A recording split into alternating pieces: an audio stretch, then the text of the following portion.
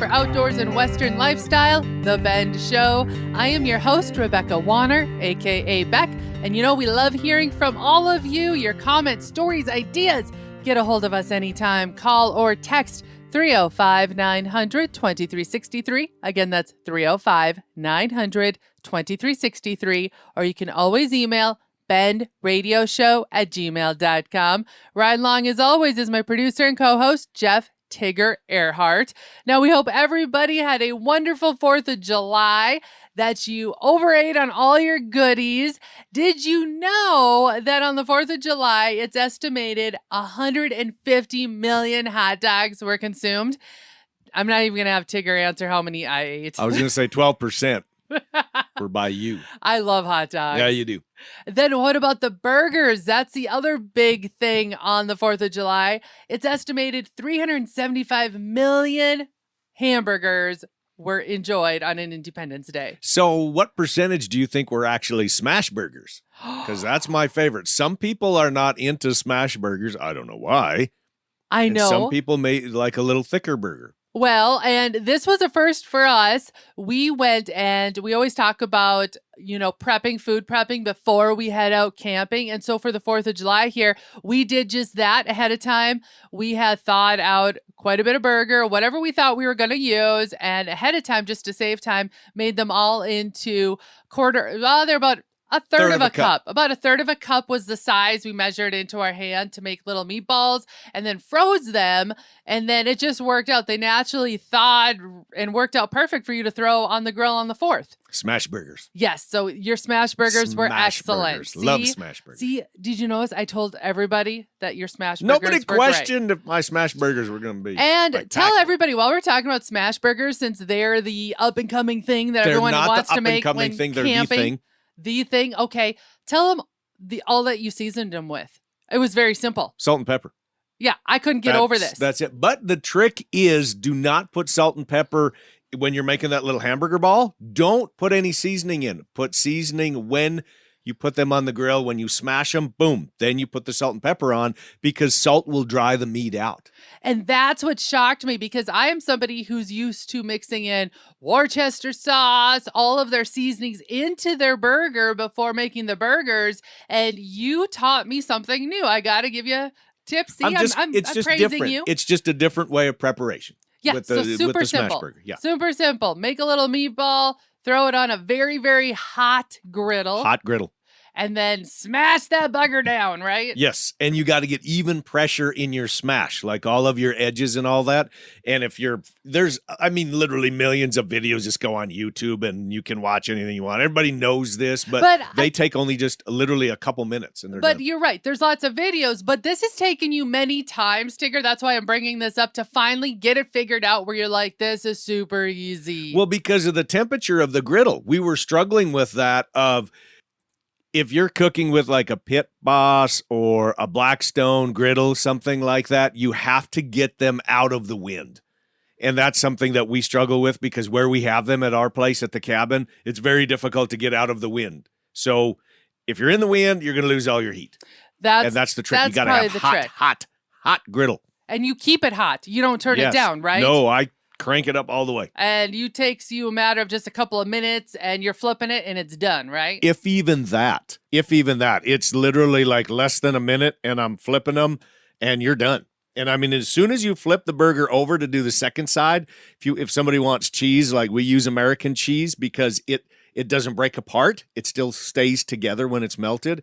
Put the cheese on right then. There you have it. It's just literally a minute and a half to 2 minutes. If Dad's in charge of cooking for the kids this summer now, just tell him he's got to make smash burgers, and they're done in minutes. Burgers. And the kids aren't whining or crying. They got their food immediately. And you got to have that little crust on there. That's the key. You got to have the little crust. You're so particular about that crust. That's because that's what makes it fantastic tasting. And the yum yum sauce. You like ketchup. I like yum yum sauce. Now we're going down a whole nother. We're going to curb it right there. Yeah, just stop. Move on. All right, let's head to the news. I do have a story that did cross my wires and I wanted to share with everybody. And it's a heads up to hunters. Here's a reminder to always know the regulations before pulling the trigger, especially when you spot something unusual in the woods. Listen to this. A Missouri deer hunter recently found that out the hard way after illegally shooting a mountain lion that had traveled nearly 800 miles from Nebraska. Wildlife officials say the young male lion was part of a research project tagged as a kitten in 2023. Uh-oh. But this past November, it wandered under a tree stand in Iron County in Missouri, right into the path of a gentleman who had been hunting. Excited and acting on impulse, he shot the animal, which was clearly marked with research ear tags. Mountain lions are protected in Missouri. They can only be killed if they're threatening people, pets, or livestock. This one wasn't. The individual did call the sheriff's office and admitted to the shooting. However, he ended up having to plead guilty in court and he was fined $2,000, lost his hunting rifle, and won't be hunting again for a year. So I just thought I would share that. Even for pleading guilty, he pleaded guilty and they still fined him and he $2,000, took his gun away. Yes. Do you ever get your gun back in that situation? Do you know? I don't know. I don't know either. If they go and confiscate said firearm, if you get that back a year later when your hunting privileges are put back in place. That's a great question. I have no idea. If anybody I'm not knows a that, lawyer. reach out to us and let us know. Absolutely. But it is a good warning and reminder because I do hear of people every once in a while, they get excited. They're going, oh my gosh, I've never seen one of these come through my area. Remember, safety first, all right? Know the regulations of your state because this individual even did go and contact wildlife officials and told them what was happening, but he still got his wrist slapped pretty hard. All right, we're going to take a short break, but coming up, we have part 2 of talking about some dog training. We heard from you out in the field. You had some questions. We're going to answer them. Stay where you are. You're listening to The Ben Show. Hey, this is Michelle Miller, otherwise known as the Farm Babe. I would like to personally invite you to the world's first floating farm cruise. Yes, a cruise in the tropics geared directly to farmers and ranchers. Join me and the rest of my crew January 29th through February 2nd, 2026, as we depart from Galveston, Texas, and make our way to Cozumel. Exclusive farm tours, networking, contests and entertainment, speakers, and a whole lot more on the Farm Cruise. Head to thefarmcruise.com and book your spot today. The hunt, the stories, the memories. This is Jake Fenrick with JB's Wildlife Designs. Let me capture and preserve that hunt, that story, that memory with a trophy mount to last you a lifetime. Look us up on Facebook at JB's Wildlife Designs to see samples of our taxidermy and reach out at any time with any and all questions you may have. This is Jake Fenrick with JB's Wildlife Designs. Taxidermy is my passion. Let me preserve yours. Hey guys and gals, this is John Arman with Ultimate Outdoor Adventures TV. Ultimate Outdoor Adventures TV travels the back roads to the backwaters in pursuit of the ultimate adventure in hunting and fishing. Join Team UOA every week for exciting action in the crosshairs of the outdoors.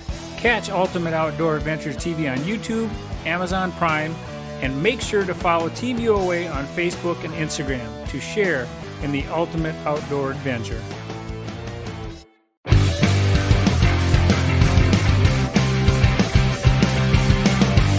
Welcome back to The Ben Show. I am your host, Rebecca Wanner, a.k.a. Beck, and my co-host here, Jeff Tigger Erhardt.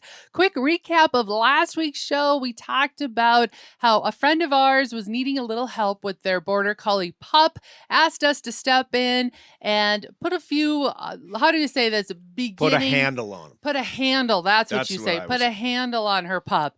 Well, we talked about how important it is to keep her name being the dog's name being very positive, as well as the importance of understanding what a growl is and how you can use it to control your dog. Be sure to check out our past episodes. You can find them on thebenshow.com on that topic. But now moving forward, we had one of you listeners reach out. Thank you very much.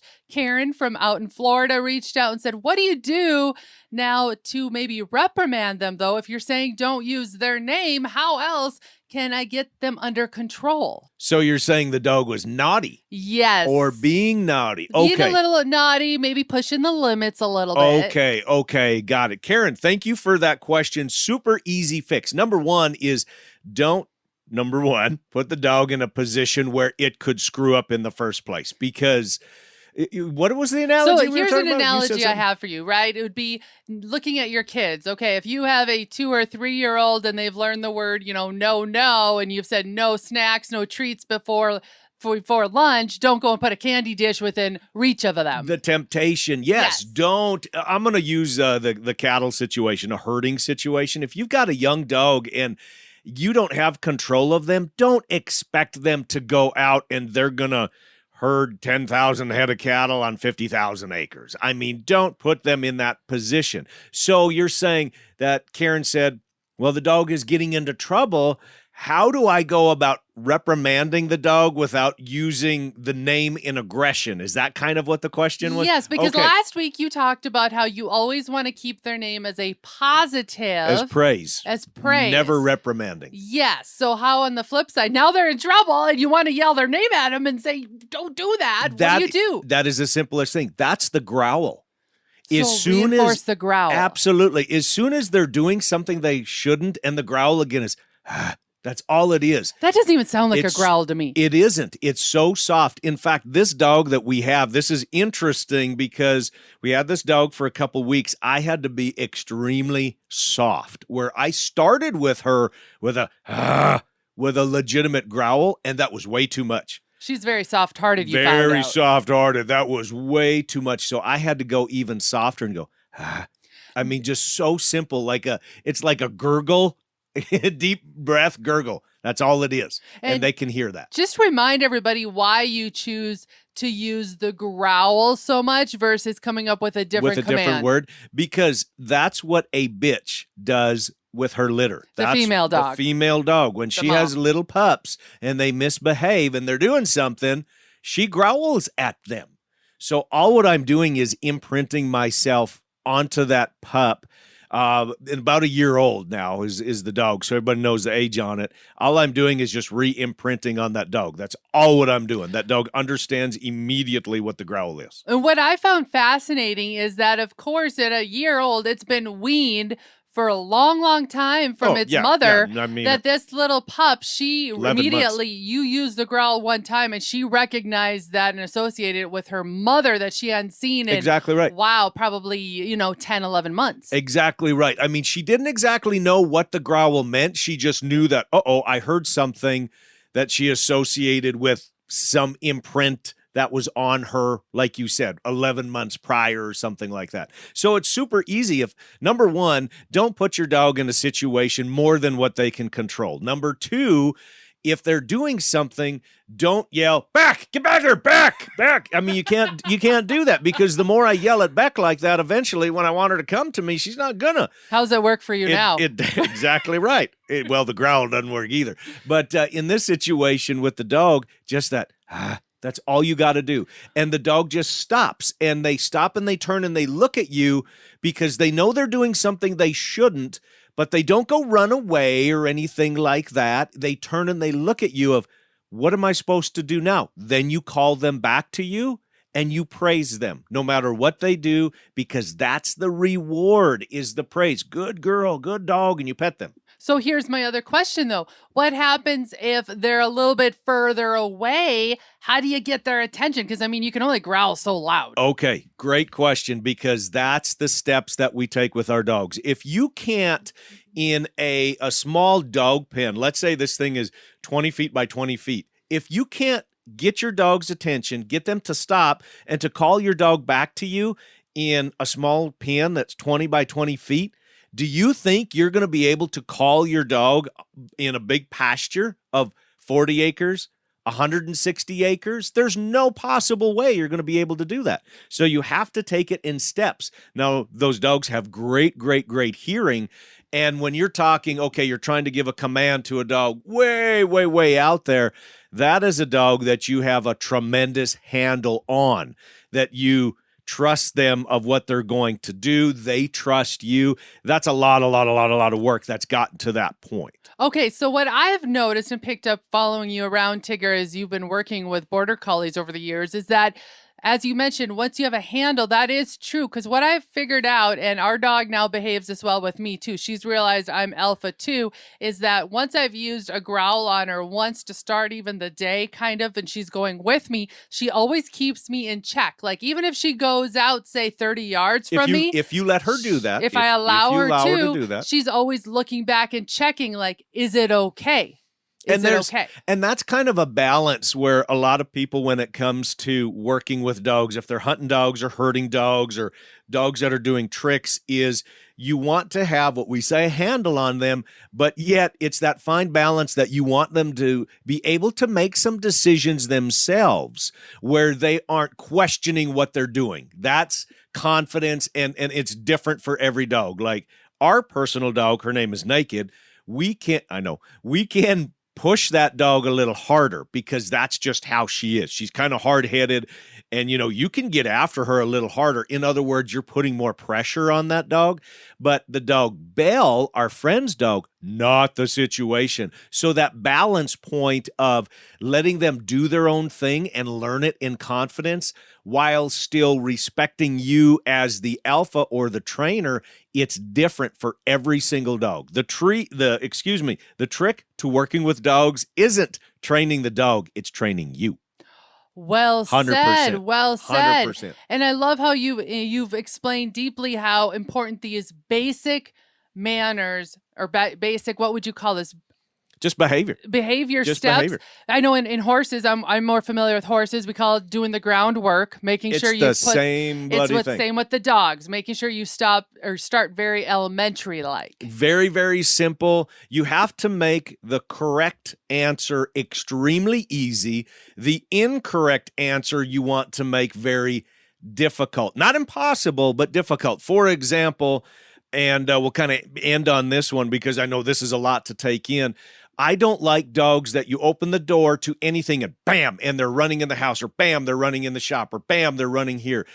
In my opinion, I don't want a dog that's going to do that, because let's say that you got to go somewhere and load your dog in the back seat of the truck and you just cleaned it, but that dog was just running in the mud and is completely muddy. Do you want to open up the door to the back seat of your vehicle or your parents or your something house? Or your house? And that dog, I call it shooting the gate. And they do that. That's the other thing that we worked on that dog is a little bit of patience and respect where, no, you don't get to come in until you are invited. And it's just that kids are the same way, right? I mean, you don't get to run in until they take their shoes off if they're muddy. It's that same situation. The dog is not allowed in until she is invited. And when she's invited in, now you're part of the family. I love this. Well, next week we're going to have another discussion further. You diving more into the hunting dogs. Yeah, this is going down the hunting dog thing because I don't know a lot about hunting dogs, and I've been wanting to get one. So yeah, I dove into this. We've got a good friend that's going to join us on the show to talk about that. So stay tuned. And if you have any questions that you want to throw at us, additionally to address when we're talking about these dogs, make sure you call or text us at 305-900-2363, or you can always email bendradioshow@gmail.com. We're going to take a short break. Stay where you are. You're listening to The Ben Show. You've waited, dreamt of a hunting adventure, and now have harvested that trophy of a lifetime. Keep the memory alive with a custom-designed mount, preserved as a work of art. Check out our approved taxidermist depending on your location. The award-winning Schneider Taxidermy is located in Helena, Montana. When hunting the Dakotas, JB's Wildlife Designs in Mandan, North Dakota. Then Shadron Creek Taxidermy in Nebraska. And for the Central USA, Little Rack Taxidermy in Macomb, Illinois. Reach out to The Ben Show and let us help you find the right taxidermist. You asked for it, you got it. Watch the Cowboy Channel anytime, anywhere with the Cowboy Channel Plus. Live stream the Cowboy Channel or watch your favorite PRCA rodeos on demand. Classic PRCA rodeos added weekly. Get the Cowboy Channel Plus for only $9.99 a month, or save 25% by signing up for a full year. Visit cowboychannelplus.com to sign up and start streaming today. Is there that particular pair of boots or that shirt or pair of jeans that you just can't find anywhere else? Check out Medora Boot and Western Wear. Medora Boot and Western Wear is the go-to for boots, jeans, especially jackets, and even those hard-to-find accessories that make perfect gifts. Check out medoraboot.com, or better yet, give Kim a call at 701-623-1005 and tell Kim that Tigger and BEC sent you. For the latest in Western and outdoor practical and fashionable wear, there is only one, Medora Boot and Western Wear.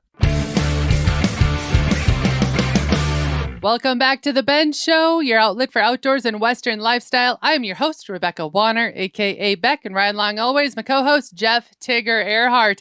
How's the weather been so far this summer? Or I should say, I always say summer kicks off after Memorial Day, but have you had some crazy skies? Because let me tell you, we have. It's been really bad.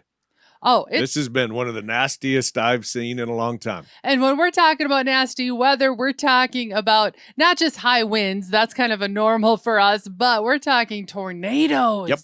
Weather aware has never been more important where we're at. And get this, it isn't just where we're located. Preliminary reports and data are showing at the end of June 2025 to have a higher tornado count than 2024 at the same time last year. As of the end of June, there were approximately 1,296 preliminary tornado reports nationwide, which is 338 more tornadoes than the historical average of 958. This puts 2025 ahead of every tornado season in the past decade, even ahead of last year, 2024, which ranked second in the last 20 years for tornado action. So if you feel like you're having alarms going off more than usual, yeah, that's right. It is wasn't happening. it this spring and early summer that in places which normally don't have tornadoes, there was tornadic activity? Correct. In a lot of places. Listen to this. States with notable differences are Iowa. They went from 100 reported in June of 2024. So they're used to having a lot of tornado action to only having 16 reports this last June. That's a dramatic decrease. However, on the flip side, you had North Dakota. They saw a large rise. They went from only 2 tornadoes in June of last year to 34 tornadoes reported in the month of June 2025. So if you've been out camping and you've been hearing these sirens or getting warnings on your phone, please, this is a time to be weather aware. And this came across at us over the weekend. Actually, our sister-in-law, she was camping and she got a hold of us. We had tornado warnings and tornado watches going off, and she was, she checked in and she was like, Beck, where do you think we should head if we need to? Because my brother wasn't with her. She was camping with the kids by herself. And I had said, wait a second, a host, you didn't ask anybody where the tornado shelter was? And she said, no, I didn't think to do that. And I said, all right, I know the bathhouse at that campground. I know it's made out of cinder blocks. That's where you head with the kids. Go there now. Don't think twice, okay? Isn't that important, though, when you go to a campsite, of just knowing like what some of the muster areas are? Absolutely. That's why I want to remind everybody, because too often, and we're guilty of this too, you go and you check into the campsite. You're all excited. You want to go check it out and see where it is because it looks different in person than it did on the map when you booked it months ago. But make sure, that's like one of the most important questions you should ask is, do you have a storm shelter? Do you have a tornado shelter? Where do they suggest that you head to in the event that there would be bad weather come in? Now, just so you know, it is not, it's not regulated. There are not laws requiring people to have storm shelters, so there may not be one. That's why you need to ask so that you can make a backup plan. Now, maybe some communities out there, they may have some laws and there are storm shelters, but just be aware there isn't always going to be one at a campground. That's why you need to know what's your backup plan. Didn't that happen last summer with some friends of ours when that storm went through and knocked over a number of campers, and their campsite was actually just a mile or two from town, and the muster area was the old high school. Was that right? Yeah. Is that where it was? Because I thought was. Joel and everybody, they went and everybody was taking off and hightailing it for that school because the winds were so high, it was knocking campers over. Well, that's the other thing. So I pulled up on KOA's website, and get this. If a tornado touches down, a lot of us wonder about what can our RV withstand or a tent withstand, right? How high of winds can we live through, essentially? Well, listen closely. You'll understand why a plan is a must. Tents, at most, they can only endure up to 30 mile per hour winds. That's really not that high. 30 mile per hour winds, and you're probably going to be saying adios to your tent, okay? RVs, they can hold up to about 75 miles per hour. So like where we live, it's not uncommon for us to get gusts of 60 mile per hour plus winds. That's why I'm bringing this up. With as much tornado activity as there has been this summer already, you really need to kind of double check. How are you tying down, securing your RV in case this happens? I just want you to stay weather aware and stay safe. And that's all for this week, folks. We're going to call this show wrapped. Remember to keep sending in your questions, concerns, ideas, or stories you just want to share with us. You can reach out to us anytime, call or text 305-900-2363. Again, 305-900-2363. Or you can always email bendradioshow@gmail.com. And if you missed part of this show or want to catch past episodes, you can hear them all on our website, thebendshow.com. And be sure to subscribe on your favorite podcasting app and to The Ben Show YouTube channel. Finally, a big thanks to all of you that came along. And whether you're coming or going today, stay with us as we ranch it up. And remember to keep up with me, Beck, all week long by following The Bend on Facebook and on Instagram @The Ben Show. This is Rebecca Wanner. Catch Beck if you can next week on The Bend.